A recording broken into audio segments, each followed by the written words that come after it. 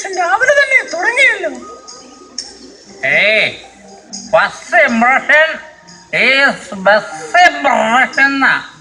രാവിലെ തന്നെ തുടങ്ങിയാലേ ശരീരത്തിനൊരു ഉന്മേഷമൊക്കെ കിട്ടും. ഓ, നിങ്ങൾക്ക് കുടിച്ച് രസിച്ചാൽ മതിയല്ലോ.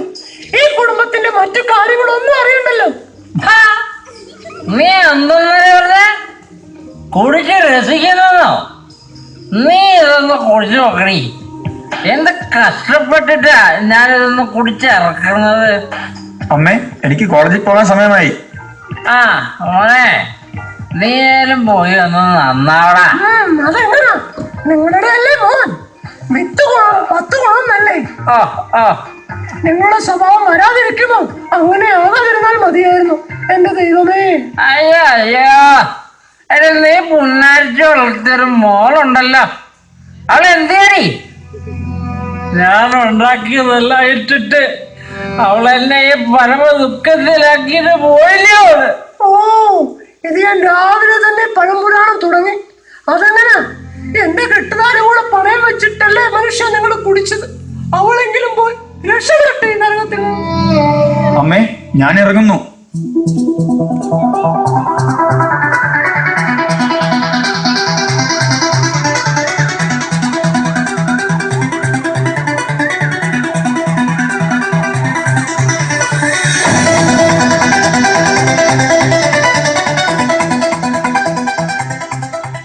എടാ, ആരെ കാണുന്നില്ലല്ലോ. എടാ വരുവടാ വരും, നീ ഒന്ന് വെയിറ്റ് ചെയ്. എടാ, നീ ഒരുത്തം വരുന്നുണ്ട്. നിന്റെ കയ്യിലെ സിഗരറ്റ് കളഞ്ഞു. ചേട്ടാ, ഫസ്റ്റ് ഇയർ BSc ഫിസിക്സിന്റെ ക്ലാസ് എവിടാ? പറയാമല്ലോ, പക്ഷെ അതിനു മുമ്പ് നമുക്കൊന്ന് പരിചയപ്പെടണമല്ലോ. അത് ശരിയാ. എന്താ നിന്റെ പേര്? എന്റെ പേര് മനു. മനുവോ? എവിടാ നിന്റെ വീട്? ചങ്ങനാശ്ശേരിയില്ല.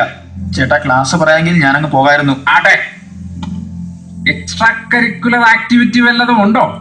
എന്ന് വെച്ചാൽ പാടാനും ഡാൻസ് കളിക്കാനും ഒക്കെ അറിയാമോന്നോ?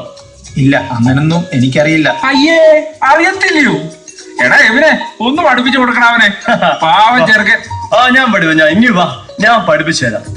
വെള്ളത്തിന് വേണ്ടി ടാപ്പ് എങ്ങനെയാ തിരിക്കുന്നേ? ഒന്ന് കാണിച്ചേ. ഒന്ന് ഇങ്ങനെ തിരിച്ചാ മതി. കൊള്ളാം. എങ്ങനെ നമ്മള് ബൾബ് ഇടുന്നത്?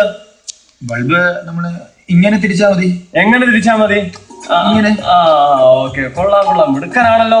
നിന്റെ കാല് ചെളി പറ്റിയ നീ എങ്ങനെ കളയുന്നത്? നമ്മൾ കാല് വെച്ച് ഇങ്ങനെ തട്ടിക്കളയും. വളരെ നന്നായിരിക്കുന്നു, കൊള്ളാം, മിടുക്കൻ.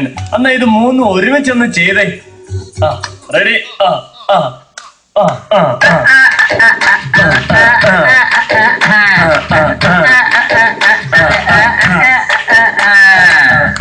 നീ എന്തിനാ കരയുന്നത്? നീ പേടിക്കേണ്ട കാര്യമൊന്നുമില്ല. മോനെ, ഇതാണ് ഡാൻസ്. ചേട്ടാ, ഇനി ഞാൻ പോട്ടെ.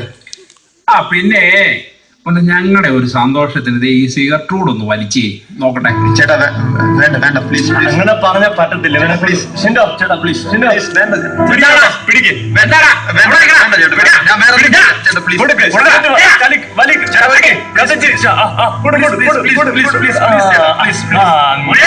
അങ്ങനെ ഷിൻഡോ, എടാ മിന്നുന്നുണ്ടെന്ന് തോന്നുന്നു. പിമ്പരിയായി.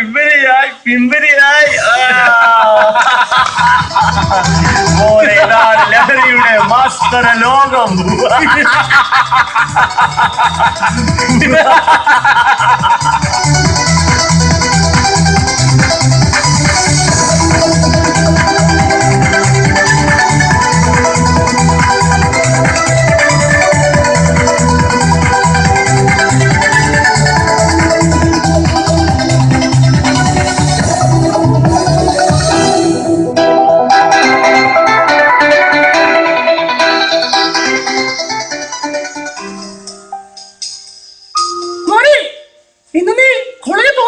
ഇല്ല.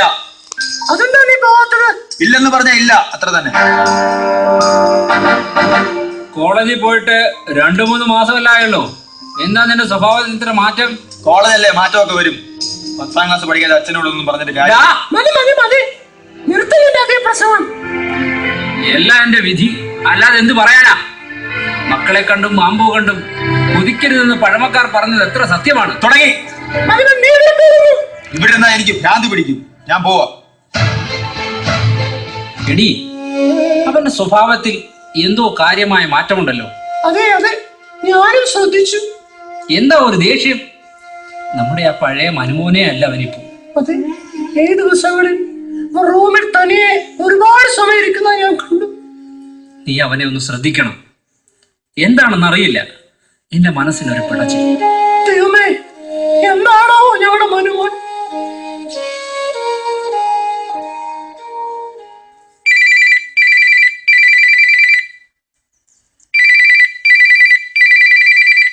എടി, ആ ഫോണൊന്ന് എടുത്തേ.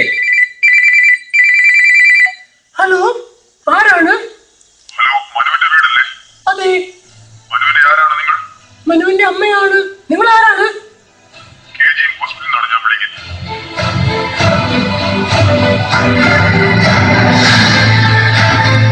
എന്താ? വിളിച്ചേട്ടനോ? ഹലോ ഹലോ, മോനെ മോനെ, എന്ത് പറ്റി? നമ്മുടെ മോനെ ആശുപത്രിയിൽ അഡ്മിറ്റ് ചെയ്തു. എന്തോന്ന് അറിയില്ല. നീ ഒന്ന് മോനെ, സമാധാനിക്ക്. നമ്മുടെ മോൻ മനു. ഞാൻ പോയി നോക്കിയിട്ട് വരാം. മനു, മനു.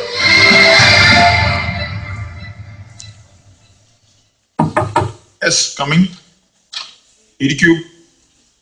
എന്താണ്? സാർ, എന്റെ മോനെ ഇവിടെ അഡ്മിറ്റ് ചെയ്തെന്ന് പറഞ്ഞു ഇവിടുത്തെ ഫോൺ വന്നു. ഓ യെസ്, മനു അല്ലേ?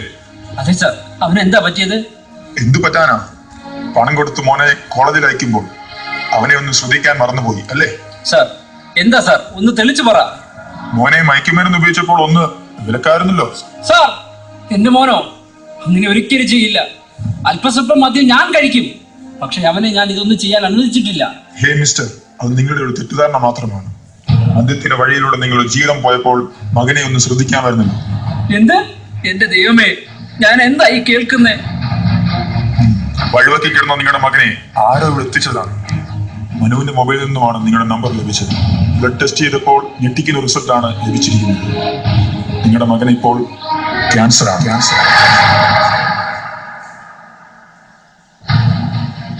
എന്റെ മകന് ക്യാൻസറോ? അതെ, but now it is critic stage. Doctor, എന്റെ മോനെ ഒന്ന് രക്ഷിക്കാൻ കഴിയുമോ? നിങ്ങളെ പോലെ എത്രയോ അച്ഛനമ്മ മക്കളെ കഷ്ടപ്പെട്ട് പഠിപ്പിക്കുന്നു. ആ കഷ്ടപ്പാടിന്റെ വിലയറിയാതെ ലഭിക്കുന്ന പണം ലഹരിയുടെ മാസ്മരിക ലോകത്തിൽ ദൂർത്തടിക്കുവാൻ അവർ ഉപയോഗിക്കുന്നു. ഫലമോ ലക്ഷ്യം നഷ്ടപ്പെട്ട് ജീവിതം ഹോമിക്കപ്പെടുന്നു. സാർ, ഈ പറയുന്നതൊന്നും എന്റെ തലയിൽ കയറുന്നില്ല. അവന്റെ കാലിൽ ഒരു മുള്ളു കൊണ്ടാൽ വേദനിക്കുന്ന അവന്റെ അമ്മയോട് ഞാൻ എന്താ പറയേണ്ടത്? ഈശ്വര, ഇനി എന്താ ചെയ്യേണ്ടത്? എല്ലാം ദൈവത്തിന്റെ കരങ്ങളിലാണ്. ഞങ്ങൾക്ക് ചികിത്സിക്കാൻ മാത്രമേ കഴിയൂ. മോനെ, മനു, മോനെ, മോനെ, എന്ത് പറ്റി നമ്മുടെ മോന്? എന്ത് പറ്റി? എന്നോട് പറയൂ. നീ വിഷമിക്കരുത്. നമ്മുടെ മോന് എന്ത് പറ്റി അവന്? അവന് ക്യാൻസറാണ്. ദൈവമേ, ഞാൻ എന്താ കേട്ടു? ഇല്ല, എനിക്ക് സഹിക്കാനാവുന്നില്ല. മോനെ, മദ്യത്തിന്റെയും മയക്കുമരുന്നിന്റെയും നശിച്ച പാത പിന്തുടർന്ന് എന്റെ ജീവിതം അത് കണ്ടുപിടിച്ച് എന്റെ മോൻ. ദൈവമേ, ലഹരിയുടെ ലോകത്ത് ഞാൻ ജീവിച്ചപ്പോ എന്റെ കാൽച്ചുവട്ടിലെ മണ്ണ് ഒലിച്ചു പോയത് ഞാൻ അറിഞ്ഞില്ല. എന്റെ ജീവിതം തകർത്ത ഈ മദ്യം ഇന്നു മുതൽ ഞാൻ ഉപേക്ഷിക്കുകയാണ്. ഈ ദുർഗതി ഒരു കുടുംബത്തിനും വരാതിരിക്കട്ടെ. പ്രിയ സുഹൃത്തുക്കളെ, ഇതുപോലെ എത്ര കുടുംബങ്ങളാണ് ലഹരിയുടെ കണ്ണീർ കയറ്റിൽ മുങ്ങിക്കൊണ്ടിരിക്കുന്നത്. മദ്യവും മയക്കുമരുന്നും കുടുംബ ബന്ധങ്ങളുടെ താഴ്വേരടക്കുമ്പോൾ, വാർദ്ധക്യത്തിൽ താങ്ങാകേണ്ട മക്കൾ അകാല മൃത്യു അടയുമ്പോൾ പകച്ചു നിൽക്കുവാനേ മനുഷ്യന് കഴിയുന്നു. കുടുംബ ബന്ധങ്ങളുടെ നെടുന്തൂണാകേണ്ട ആധുനിക യുവതലമുറ മയക്കുമരുന്നുകളുടെ കൊടുങ്കാറ്റിൽ നിലം പതിക്കുകയാണ്. ഇനിയും മനസ്സാക്ഷി മരവിച്ചിട്ടില്ലാത്ത പ്രിയ ശ്രോതാക്കളെ, ഇപ്പോൾ കണ്ടത് നിങ്ങളുടെ കുടുംബങ്ങളിൽ സംഭവിക്കാതിരിക്കണമെങ്കിൽ മദ്യത്തിനും മയക്കുമരുന്നിനും എതിരെ നമുക്ക് ഒരുമിച്ച് കൈകോർക്കാം. ആഹ്ലാദം അലതല്ലുന്ന സന്തുഷ്ട കുടുംബങ്ങൾ നമുക്ക് ഈ ഭൂമിയിൽ പടുത്തുയർത്താം.